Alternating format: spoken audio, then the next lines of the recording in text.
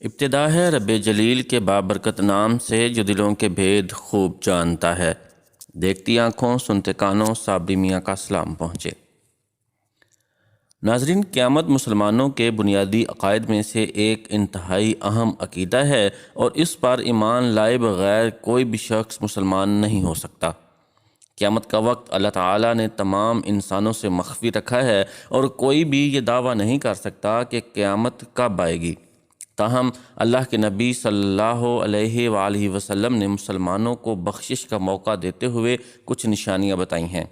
ان کے بارے میں حدیث شریف میں ارشاد کیا ہے کہ جب یہ واقعات رونما ہو جائیں تو سمجھ لینا کہ قیامت بہت نزدیک آ چکی ہے۔ آپ صلی اللہ علیہ وآلہ وسلم نے فرمایا کہ قیامت کی سب سے پہلی نشانی میرا انتقال ہے۔ قیامت کی دوسری نشانی آپ صلی اللہ علیہ وآلہ وسلم نے فلسطین موجودہ اسرائیل کے قبضے میں واقع بیت المقدس کی فتح ہے۔ یاد رہے کہ ماضی میں بھی مسلمان اس علاقے کو فتح کر چکے ہیں۔ تیسری نشانی یہ ہے کہ انسان جانوروں جیسی موت مرنے لگیں گے اور گردن توڑ بخار جیسی بیماریاں عام ہو جائیں گی۔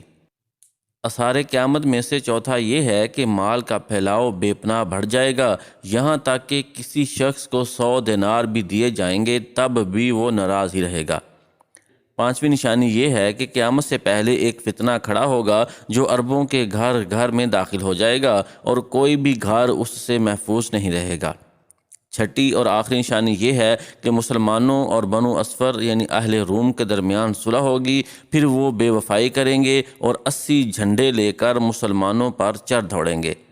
قیامت کی نشانیوں کو ذہن میں رکھیے اور یہ بھی یاد رکھیے کہ آثار قدیمہ میں سے ایک سورج کا مغرب سے طلوع ہونا بھی ثابت ہے، اور جس دن یہ نشانی پوری ہوگی اس دن اللہ تعالیٰ توبہ کا دروازہ بند کر دے گا، پھر کسی کی توبہ قبول نہیں ہوگی۔ اس لیے ہر وقت اللہ سے استغفار طلب کرتے رہیے اور لازمی دعا کا حصہ بنائیے کہ وہ ہمارا اور آپ کا خاتمہ بالخیر کرے۔